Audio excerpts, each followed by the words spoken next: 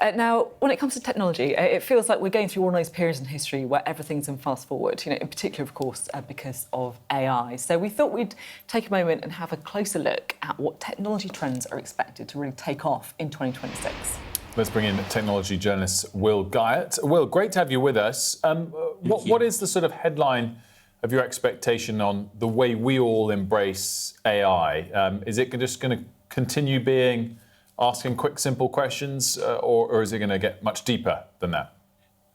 I think it will eventually get deeper. The Consumer Electronics Show starts in Las Vegas today, and everything for the next 12 to 18 months ahead gets revealed there. And you can guarantee that AI is squeezed into absolutely everything, including bird boxes. So I think there's going to be a huge amount of technology there on display, vying for our attention, which means we're going to be accessing AI services more and more. Perhaps the most interesting thing about this year, though, is something that's been apparent in the last couple of weeks. OpenAI, the people who make ChatGPT, have come forward and put a forward order for 40% of the entire RAM inventory made globally this year, which is going to cause huge implications to the rest of the world of technology. Everything we buy has RAM in it these days. Cars, computers, TVs, phones, you name it, it's got memory in it. And the cost of memory is going to rocket as a result of this. In the last week alone, we've seen cost of RAM, which you put into a computer, double, and that hasn't happened for a number of years. And we're even hearing rumors, not confirmed, that companies like Samsung, who make memory, can't even guarantee a supply to their consumer unit for smartphones this year. Not yet confirmed by Samsung, but this means potentially devices get less powerful this year, or companies delay plans to release stuff. And when you put that alongside tariffs and that sort of stuff in the US, it makes the price of consumer technology, and all of these companies going to CES this week, they won't be able to announce their prices because everything is just so volatile.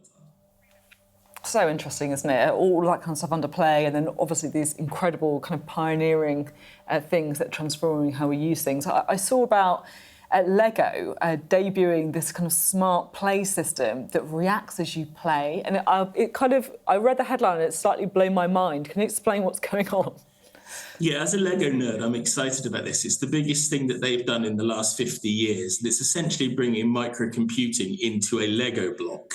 So they've done various bits and pieces before to bring sound, motion, and those sorts of things to Lego. But you're essentially now bringing a small microcomputer in a brick into the world of Lego. And that's going to be simple things like making the sound effect of a lightsaber if you've got a Star Wars lightsaber, or you might actually start being able to do some more intelligent stuff with it, train tracks, those kind of things, stuff that kids are really going to love. And this is a really great introduction into the world of sort of tech and engineering. And it'll be very interesting to see whether it's very, very tightly controlled, or whether Lego go, here's how it works, fill your boots, nerds, go and work out what you can do with it and do really exciting stuff with it. And it's going to be interesting to see what happens with that this year, because it was announced just yesterday. I noticed that people are talking about foldable TVs now. I know we had foldable phones, which sort of makes sense if you want to keep it in your pocket. Why do we need a foldable TV? I don't know if either of you have got a yacht, but it's the type of thing that you probably need for need for one of those, because it seems like it's the ultimate flex for 2026. I can see them being in really high-end places, luxury hotels, those kinds of things. Ultimately, though, this technology that's created for really big screens turns up in everything else eventually. So we will see foldable screens in our tablets and our mobile devices, probably in the next 5 to 10 years. But right now, you can roll up a 120-inch LED TV, much like you could a rug. So some people might love it, others won't really see the point in it. Tellies are getting bigger this year. That's one actual interesting thing I can tell you.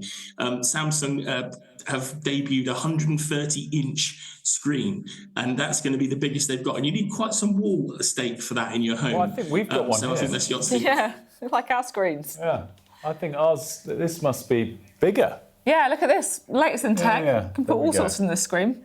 Yeah. Bigger and better. Amazing. Well, great stuff. Thanks so much. We appreciate it. Good to see you. Thank you.